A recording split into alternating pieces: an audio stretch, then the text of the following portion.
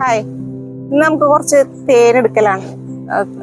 തേന്റെ പെട്ടിയൊക്കെ നിറഞ്ഞ് കവിഞ്ഞിരിപ്പുണ്ട്. അപ്പോൾ 1-2 പെട്ടിയിലത്തെ തേന് നമുക്കൊന്ന് എടുക്കണം. അപ്പൊ നമുക്ക് നോക്കിയേക്കല്ലോ. ഫ്രെയിമിന്റെ പുറത്തും അടകെട്ടിയോണ്ട് തന്നെ നമുക്ക് ബോക്സ് തുറക്കാൻ കുറച്ച് ബുദ്ധിമുട്ടായിരുന്നു. എങ്കിലും കുഴപ്പമില്ലാത്ത രീതിയിൽ നമുക്ക് തേൻ കിട്ടിയിട്ടുണ്ട്. പക്ഷെ കുറച്ച് ദേഷ്യത്തിലായിരുന്നു എന്ന് തോന്നുന്നു. അത്യാവശ്യം കുത്ത് കിട്ടി നമുക്ക്.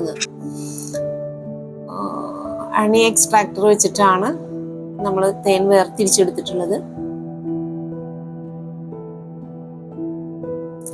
ശേഷം അരിച്ചെടുത്ത് ഡബിൾ ബോയിൽ ചെയ്യാനുണ്ടായത്.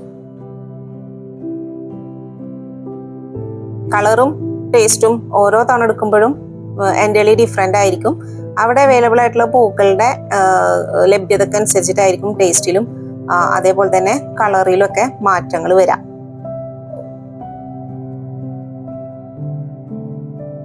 ഫ്രഷ് തേന് അവൈലബിൾ ആണ്. നമ്മുടെ തേനിന് പുറമെ തേനീച്ചയുടെ മെഴുക് വെച്ചിട്ടുള്ള സോപ്പ് അവൈലബിൾ ആണ്.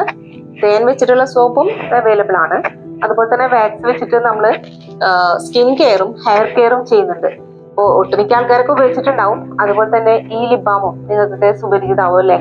അപ്പൊ ഇത്രയും സംഭവങ്ങൾ നമുക്ക് ഇവിടെ അവൈലബിൾ ആണ്.